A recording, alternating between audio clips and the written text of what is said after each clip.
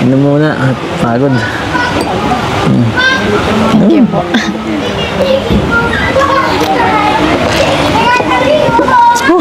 Grabe. Ano? Nagustuhan mo yung surprise ko? Opo. Nakakapagod po. Pero nag-enjoy po ako. Huwag mag-alala, hindi lang yan. May isa pa ako surprise. Problema. Wala ka. Ayun,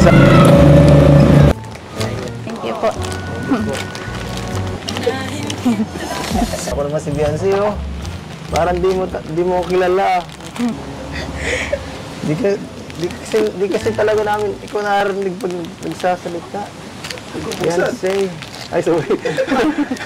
Excited na agad ako, gusto ko ng book. Ano masasabi mo? Salamat po. Salamat. Ano masasabi mo sa akin? Ako nagbigay, nagtulong ako. Joke lang. Salamat po kayo. Baka ulam. Marunong ka ba magluto? Opo.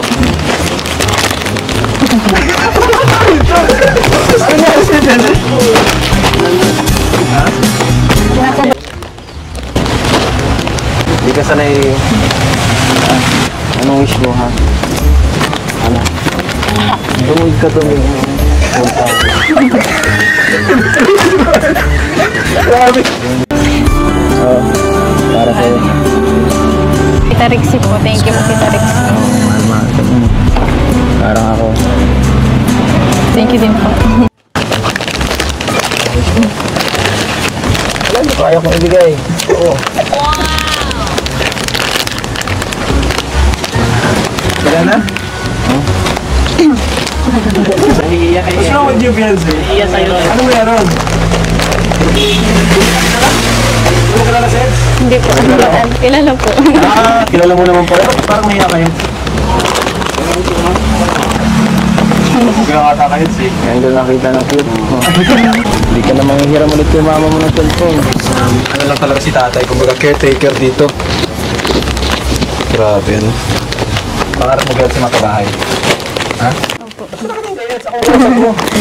Pagbira! Ay, patumingin. Pangarap mo magkabahay? Beyonce. Opo, kuya lang po. Kasi Beyonce, napaka-bright din Baka dito. naman si Ed ang pangarap mo. Mabuti pa sa lodo. Ang linaw po.